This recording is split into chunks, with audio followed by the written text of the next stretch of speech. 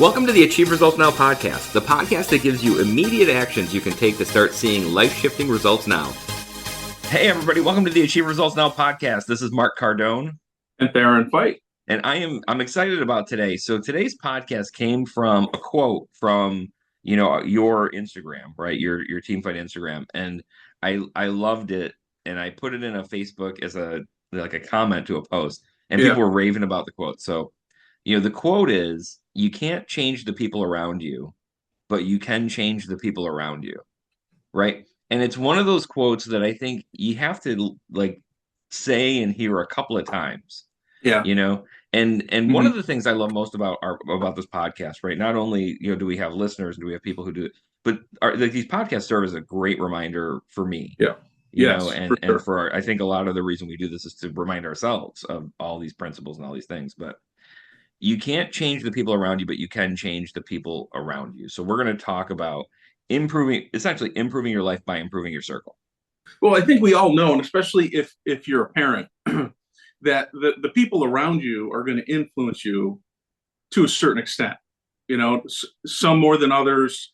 Some of us have a greater sense of who we are, and the influence is going to be less.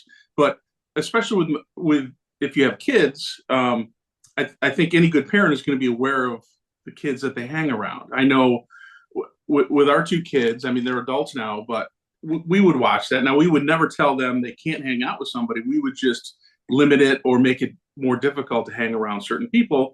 And then eventually they found their way, and they found people that are good for them. They have to kind of learn it themselves. Not that we wouldn't talk to them and give them tips. So if we do that with kids, how is that any different with us? Like, as adults, how do we think we're not going to have peer pressure? How do we think we're not going to be influenced negatively by certain people? How do we think that hanging out at the bar 5 days a week is not going to affect us mentally, but also obviously physically? How do we think that we're immune to that as adults? Yeah, that's silly. It is, and it's interesting you say that, because I find people who have difficulty in life, a lot of times there is an environmental factor, right? It's where am I putting myself, and who are the other people there, because you're going to end up sharing life goals, right, with people who are in certain places. If you're going to, CrossFit in the morning, I'm willing to bet those people value fitness, and, in a very specific way, right? If you're hanging out at the library, right, I'm pretty sure most of the people in the library value knowledge, education, reading, even just quiet time. So I think it's really interesting when we look at it, like you said, from the perspective of you wouldn't let your kids do this, right? So why would you let yourself? Right. You know what I mean? Yeah, for sure. Yeah. So I think we all know this. I don't, but like you said in the beginning, we do need reminders, and reminders are something that kind of keeps us back on track. And it's so much better to get a reminder than like a huge life lesson that changes the trajectory of your whole life. That's not cool. But the difference is, the real difference is, and this is important for people to hear, like the difference is, because this is like one of those real moments. The difference is that when you're an adult, right, and you say, well, why do you put yourself in these situations? It's, well, you don't understand, because I have work and I have to be near these people, or I have family and I have to be near these people, or, all the excuses where, like, if it was a kid and they were in school and there was a kid that was, whatever, you'd say, well, just don't sit near them, right? Like, so, I mean, I think as adults, like, we're really good at not handling our own excuses. Right. Where with a kid, like, we're great at solving problems, and even with other people, we're great at solving their problems. But when it comes to our own stuff, right, so often we're just excusing ourselves into a corner. And I think this is one of those things where it's difficult, but it's something that has tremendous power. Right. Yeah, absolutely. So number one, which is similar to the pre-frame that we've been doing here, it's really being aware of the negativity, being aware of when you feel more negative, the people that are around that you feel more negative with. And you probably know this without actually thinking too hard about it. But maybe it's a new situation. So that's step one, is just raising your awareness. And I think to go along with what you're saying is tell the truth. Yeah. Don't lie to yourself. Don't justify it. Don't make excuses. Really, really get down there and say, yep, this person, when I'm around them, I just feel worse. Yeah.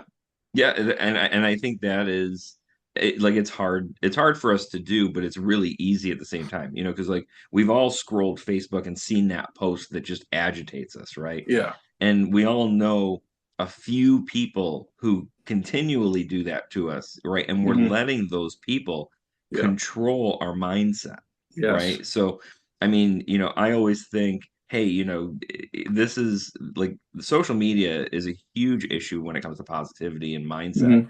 because we really fall victim to. We're putting ourselves in a room where anyone can say anything they want to us, and Right. not only like really direct to us. Hmm. So, having that ability to kind of scroll and get a feeling, and instead of just, getting angry or commenting, Hmm. snoozing, unfollowing, moving that person out, right? It's very easy on social media, Hmm.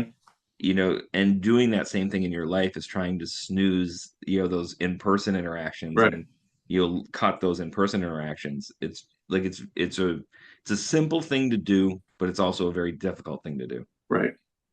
Yep. And what we all do to a certain extent is there's a problem we have in our life, and then we justify and backfill the reason why we have that problem with excuses mostly. You know, Unfortunately, we don't usually take full ownership of that and say, this was my fault that I'm in this situation. It's somebody else's fault. It's the environment. It's how we're Yeah. born. It's my parents were mean to me. All of these things that are just garbage. That almost everybody does, but that's part of the awareness too. Being Yeah. aware that you can change your programming. It's difficult. It's hard work, but it can be done. So Yeah. so if you're an adult, stop making excuses for your poor performance, poor behavior, or whatever. Not saying you're going to be perfect, certainly. Not saying it's not going to be hard work, but it can be done. And as I think about this one, just one more point on, kind of eliminating the negative, right? Like I know people who won't unsubscribe to like Macy's emails, right? Because Okay. and I know this is a tangent, but like they're afraid they're going to miss out. They have that Yeah. FOMO mentality, right? Where, Hmm. well, I'd rather have it. So if something interesting comes up, Hmm. I don't miss it, right? Right. And and I feel like the same thing happens on social media. The same Right. thing happens in person, right? Like we worry that, geez, if I cut this thing out, or if I cut this person out, or if I do this, I might miss out on something later, right? But Hmm. what I tell people is like, rarely do great things come from negative people. Right. Like it's like if you're getting like it's rare that one email from that department store that you signed up for 40 years ago that you never read, is going to send you something inspiring that motivates you and Right. gets you excited, Right. right? Or even something that's going to motivate you to go buy something. Yeah. Eliminate as much of that stuff as you can because Right. it's Yep. exactly what you said. It's Right. programming, right? Right. So step two, and I'm going to let you talk about this more because this was kind of your step, and Hmm. I think it was really good, and I think you probably have a little more insight than I do. But look for positive responses, and that Yeah. was kind of the heading of number two. Yeah, look for positive response. And what I mean is, when we're with negative people, our body has that kind of negative reaction, right? Like we have that feel. Hmm. And what we want to look for is we want to look for people who create that positive response inside of us, right? The people who inspire us, the people who, Hmm. encourage us, the people who we aspire to be more like, all of those things, Right. like we can all think of people out in the world where we go, man, that person's interesting. I'd like to get to know them better. Hmm. This person at work is a rock star. Like I'd love to go, Hmm. have more coffee with them and less, Right. water cooler gossip with these other Right. people. Right. you know Yeah. but but really looking for the fans, right? Looking for Hmm. people who embrace you, raise you up, and not because not because you need to get anything out of them other Right. than just an uplifting feel, Yeah. right? Somebody that just makes you feel better. and part of that too is it's okay to hang out with somebody that's just neutral. Hmm. That you don't feel bad, you don't feel good. You just, hey, you're happy to be with them. Yeah. That's fine. So you don't have to be around people that inspire you 24/7 every time they're with you, but we want to make sure that we're looking out for the people that bring us down, that our energy's lower, that we Yeah. feel worse about ourselves when we're around them. And like you said, look for the positive. Yeah, and I mean, I think this is, this is a lot easier to do because it's just, putting yourself, in environments with people who are more uplifting, and Right, like you said, it doesn't have to be somebody who like, coaches you and motivates you and excites you all the time. right. Sometimes that can be exhausting. It can just be people that you are at peace with, Yeah, people yeah, that you can sit with and, have a conversation with. right, Um, and sometimes that in and of itself is better than somebody who's constantly right. poking and pulling and irritating, Yeah, right? yeah, and Um, and I think having both is a good thing to have for. absolutely. Yeah, Yeah. absolutely. So moving to the number three. Now this is really where the first two, like normal, are setups, and you have to raise your awareness, and you have to make sure that you're looking for the positive people around you.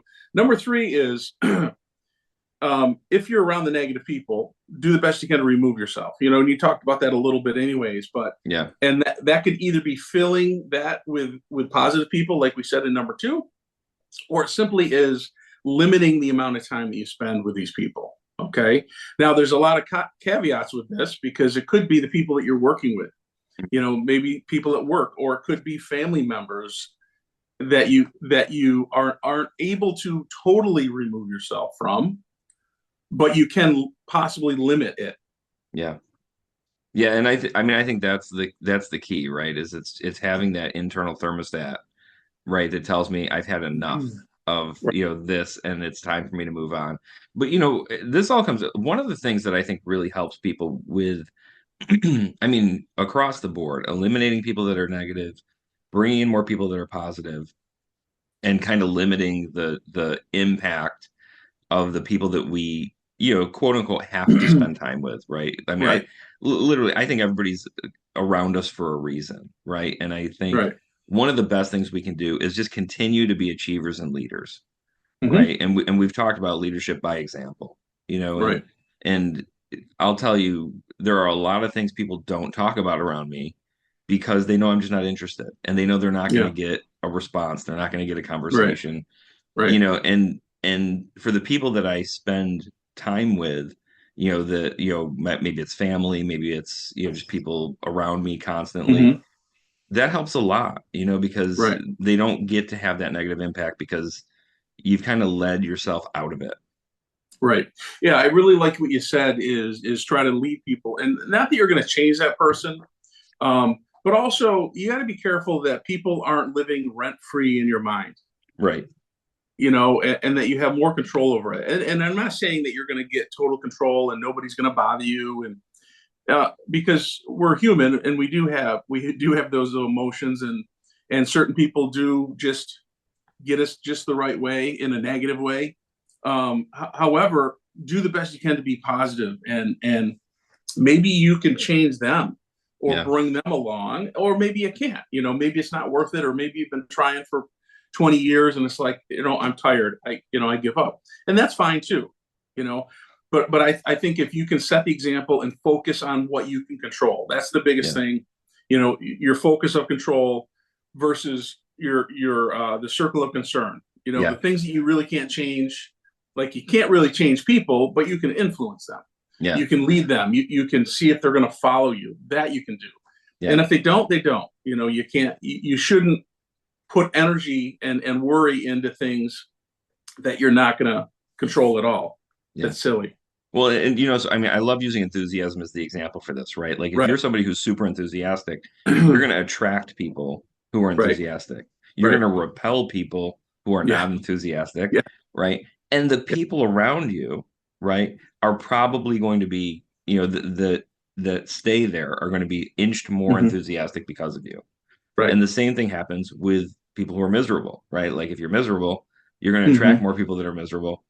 You're going to repel people who are, Right. positive and excited. So, I think you can really take any example like that, but that's Right. really that leadership by example component where if you want to make this whole process easy of changing the people around you, one of the best things you can do is just, be yourself, be a leader, and attract Right. the right people. Right. Definitely. Yeah. And I think that's key is attract the right people. You Yeah. know, for sure. All right. So let's go through our three steps, and I think this came from the quote, but this is very applicable to really all of our lives. We're going to deal with this consistently throughout, and as we get a little bit better at it, hopefully we lessen the impact of negative people. But the first step is just being aware of the negative, where it's coming from. Is it coming just from your mind? Are you being hypersensitive, or is there truly something there? Are the people really trying to get to you? And there's certain people that's what they love to do. They love to needle, and some people are, just joking around. Other people are totally serious and they want to get under your skin. So that's the first one, just being aware of the negative people and things around you. I love that. Number two, look for the positive responses, right? So look for that, those people that embrace you, that motivate you, that inspire you, or even just those people that you can hang out with on a neutral environment, but just feel at peace, right? Look for those positive interactions. And then the last part is get away from those negative people. If you can't, at least limit the time. And if you can't do that, do the best you can to lead by example with your positivity, and try to influence them without going crazy, but influence them in a positive way, or at the very least, get tough enough mentally that they don't bother you. I love that. Get tough enough mentally. That's a big part of this. Yeah, for sure. All right, and that wraps up this episode of the Achieve Results Now podcast. You can't change the people around you, but you can change the people around you. Thanks for listening, everybody. We will catch you on the next episode. Thanks. Thanks for listening. Hop over to our website at www.achieveresultsnow.com to get your free copy of our book, Ignite Results, 4 specific daily actions to help you achieve results now. You can find us on Facebook at facebook.com/Achieve Results Now. Thanks for listening, commenting, and subscribing. Now get out there and achieve results now.